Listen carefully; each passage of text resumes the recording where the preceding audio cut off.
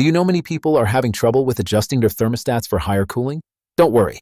In this video, we'll show you how you do this. Let's start. Step 1. Access menu.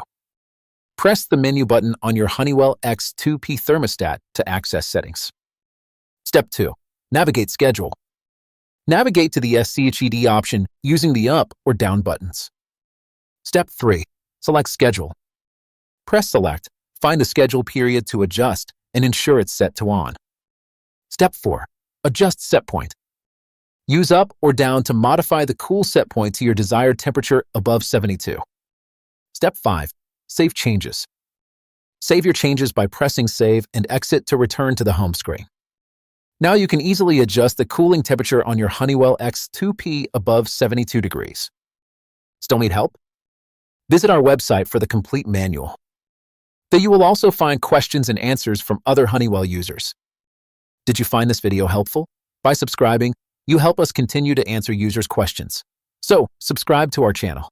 Thanks for watching, and see you in the next video.